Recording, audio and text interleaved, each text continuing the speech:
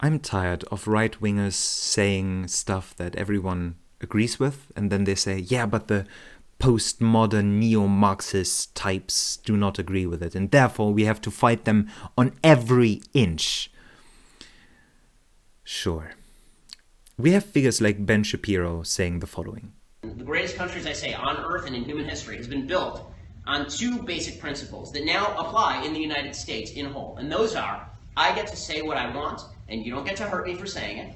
And also, in a free country, what you do has consequences, and you personally live with those consequences. The left, in its attempt to overthrow the second, has gotten rid of the first. The left doesn't like the idea that what you do has consequences. And they basically go on and on and on. They say, oh yeah, we in this system, we have this beautiful system where if you just make only good choices, you should be good off. Man, this is not the standard that you should measure yourself against. Like honestly, a good society would be one in which you can make a couple of bad choices, maybe many bad choices, and you're still okay. That would be cool. But saying if you make good choices, you will be well off. Like, yeah, you could say that basically about any system. You could say that about the most totalitarian North Korea system and say, oh yeah, but if you make good decisions, like maybe you are against the supreme leader, but if you don't like ever say it and just do what he wants from you, like maybe you can rise in power. This is not the standard that we should hold ourselves against. So then we have also people like Jordan Peterson saying stuff like this. Rule number 6, set your house in perfect order before you criticize the world. Oh, that's a rough one. That's about a mass murderer and about mass murderers. Yeah. So I didn't get this far because, as I said, I just got this yesterday. Man. Well, there's plenty of things to criticize about being. It's tragic, and there's malevolence. That's basically the issue. And you can complain about that, but the thing is, if you complain about that, if you adopt that attitude, which is sort of an anti-being attitude, you go places that if you knew you were going, you probably wouldn't want to go. This means that if you go ahead and see that something is wrong with the world, you have to look at yourself and say, damn, I forgot I have to only like always criticize myself first, and only if I'm a perfect human being then can I criticize the thing. But this is what it means. Set your house in perfect order before you criticize the world. This is the most dishonest intellectual take anyone could ever do. That you have no power to criticize things if you are not living the perfect life.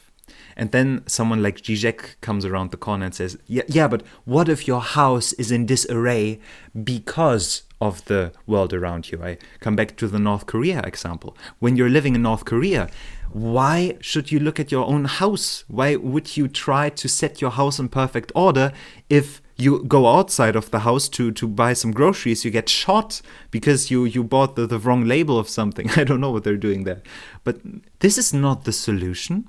We can look to ourselves in many ways, and of course, being able to criticize yourself, trying to understand where you might be wrong, is a great idea. I totally agree with that. But it does not exclude your ability to criticize the world. You can do both at the same time, and I think in our world currently, we have to do both at the same time, because you can work on yourself a lot. You can fall into this trap of working on your own productivity all day long and how much you are producing for capitalists. But this doesn't really solve the problem that when your workday is over and you're just sitting on the couch, this emptiness overcomes you. And you just wonder, where did I go wrong? I had a good education. I'm working in a good job. I have a relationship. I'm trying to be friendly. There's no oppression against me. I mean, disregarding this whole capitalist system, but I should be okay. What's going on? And then you are incapable of seeing that the world around you is not like this liberty-free, utopian, free market capitalism paradise that everyone says that it is. It isn't. There is a lot of oppression that is systematically indoctrinated inside of you. And to come back to this Jordan Peterson clip, what he did there is, in this analogy, he criticized the critics. He was talking about those judges and how you become the judge of the whole world and how egoistic and narcissistic that would be. But Peterson, in that analogy himself, became the judge of the judges. Because he is saying, yeah, you cannot criticize the world because you yourself are in disarray. Isn't it even more noble, ethically speaking, to look at the outside world and trying to improve it genuinely, instead of only looking at yourself? To just put it out there? I mean, you can basically say the very opposite of what Jordan Peterson is saying in the same rhetoric, and it would have the same fundamental ideological groundwork. He said, you cannot criticize the world, you instantly shoot children. That's okay, that's great free speech from you right there. Great. Very nice to say that criticizing the world makes you a critic of being itself. Where does this guy have the idea that being itself is evil and deadly? Why? Being can be both. And under capitalism, in my opinion, it's pretty bad. And we just want to change that a little bit. And I'm not criticizing being itself. I'm criticizing the system in which being exists in. That's a difference. I'm not criticizing existence of humans that leads me to shoot the innocent first. What? Another thing that I would like to say is that our cultural framework, like our mode of analysis, is very much dictated by neoliberalism at the moment. Pretty much every ideology has this tendency that when people say, I'm not that politically or philosophically interested in things, they come back to this default mode that permeates the whole society they live in. And this default mode in our society is this capitalist neoliberalism. And what they do is they reduce the room of discussion by only allowing opinions that are neoliberal or very akin to it, maybe a bit more to the right, because they can dictate the room of discussion and they allow very vibrant and alive discussion inside of that room. We can talk for ages. Who's better, Trump or Biden? Should we vote at all, and which candidate was potentially better before, and so on and so on and so on. We could talk about all of this because it is in the discussion room. We can talk about this with anyone. But actually criticizing the system of capitalism that leads to people extracting the excess labor, the excess value from people as profit, which is theft, like you can't say that. You're instantly ostracized. And saying that leftists are criticizing the system, that those cannot be strong individuals, that is a wrong take. Like, why? He dictates with this sublime propaganda attempts. He's trying to say that people that criticize the world did not set themselves in perfect order, because they are criticizing the world, and what do they think they are? People that criticize the world have to be in perfect order, so if they're not in perfect order, like, they're just hypocrites. Oh, you can't even live yourself. Well, why do you want to organize the nation? And I mean, there's some substance to it. Obviously, you should be developed to some degree before you help. But this is entirely your own choice.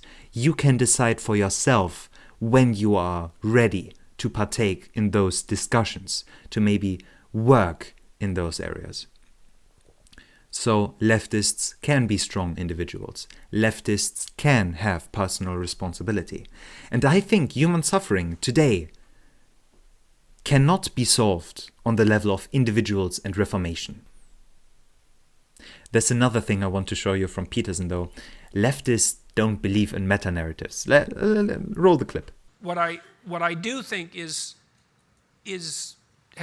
arisen again, because it's made itself manifest many times in the last 100 years, is the rise of this group identity associated quasi-Marxist viewpoint with this additional toxic mixture and paradoxical mixture of postmodernism.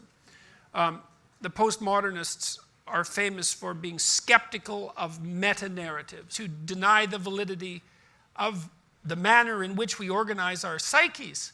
And that's unbelievably destabilizing for people. If you don't have a goal, a transcendent goal, say, something that's beyond you, then you don't have any positive emotion. And that's not good, because you have plenty of negative emotion.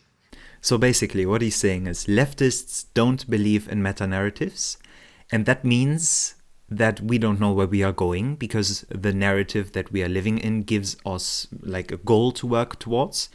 And because we have no way to go, we have no purpose, because purpose is the feeling we have when we are getting closer to a goal. And this is the reason why we are all unhappy and depressed and probably shoot a school or something. What did he do there? He's saying something that everyone agrees with. Something like, we see the world as stories. People feel good when they make progress on the goals and so on. And then he says the left postmodern neo-Marxist types don't agree with that. He doesn't really go into it further. He just says, yeah, but they don't think that. But we do. Everyone agrees with people feeling better if they make progress on their own goals. And then he gets even more hypocritical. Unholy marriage of the postmodern nihilism with this Marxist utopian notion, which makes no sense at all, because the postmodernists are skeptical of meta-narratives, yet Marxism is a grand meta-narrative. But coherency... It doesn't have to make sense. Well, in fact, the idea that things have to make sense is part of the oppressive patriarchy, and so we can just dispense... Well, I'm serious, that people... He says that Marxism doesn't make any sense in his crooked way, because it is a meta-narrative itself, and it is connected with postmodernism, and they reject the narratives, and this is because of oppressive patriarchy. What? What are you saying? This is the most ridiculous strawman ever. People teach that in a dead serious manner, that the requirement for logical consistency is an arbitrary imposition on cognitive structure. It's not something necessary for rational cognition, even if there is such a thing. Leftists also don't believe in logical consistency? Come on, man, this is not freedom of speech. You can't just say nothing about the arguments is logical. This is not how you have a discussion, how you have an argument. You are reducing the room of discussion. If you are so pro free speech, why are you constantly shrinking the space of allowed discussion? It's not who gets to speak, it's whether the entire notion, it's a very classic Western notion, and a very deep one, of free and intelligible speech is even valid. I mean, this intellectual war that's going on in the universities is way deeper than a political war. And make one straw man after the other. It is because you do not really care about free speech. You do care about quality of life, and you think leftists threaten this. And they might, for those that exploit others. But I think that's a good thing. He also says that leftists believe that there's no sovereign individuals, your group identity is paramount, you have no unique voice, you're a mouthpiece of your identity group, you can't speak across group lines because you don't understand the lived experience of the other, and so... This discourages leftists from organizing in groups, because then he would be right. This means a leftist cannot organize a group with other leftists as a class thing, like we are the proletariat, we are getting exploited by so many people, we have to do something against this. If we would form a group and we would talk about our group and the class struggle, then Peterson would be right. Oh yeah, they're only talking about their group identity. And they're no individual anymore, they're talking about the proletariat. Dude, this is a noble thing to do. It is a noble thing to look at the suffering in the world, look at the most comprehensive analysis of it, which is leftist theory, and then say, all right, good, I know all of this, let's change something about it. Even when you're not personally struggling so much in it, it would be a more comfortable life to accept capitalism as it is and just make the right decisions. I mean, on an individual level, this might be an okay approach to just say, okay, those are common pitfalls. Let's try to evade those. Let's not try to get too much in depth. Try to pursue an education if at all possible, or try to move into areas in which it is more possible, and so on and so on, like this neoliberal shit. This basically is a more comfortable life, but we don't take this. We try to make things better, even for you.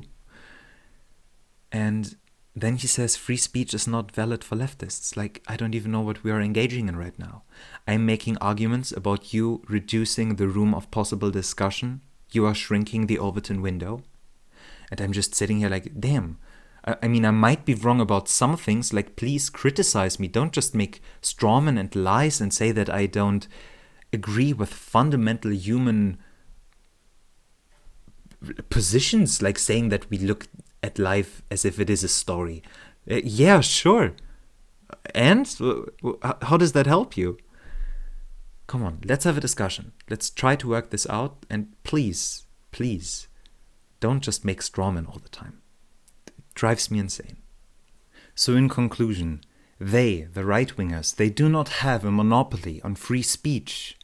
In fact, I would argue that left-wing people engage more in free speech and discussion because they actively engage with the counterpoints instead of making up arguments that don't exist, misrepresenting the enemies, in this way, the political enemies, ideology, like saying that it is inherently paradox, that it makes no sense, that they are totally incapable of understanding themselves as sovereign individuals because they are so blinded by the light of class consciousness that they cannot act as an individual anymore, that is able to work on themselves. Like, on how many layers of ad hominem are we at this point? Seriously. And now, as the last point, they do not have a monopoly on personal responsibility. Everyone can do this, regardless of political identification or orientation. It doesn't matter. You can still work on yourself and take full responsibility for what you are saying and not weasel out of everything and live a crooked, miserable and deceitful life. You can do this as a left-winger too. It is not exclusive to the alt-right. And this is the picture they're trying to frame, and we have to stop them.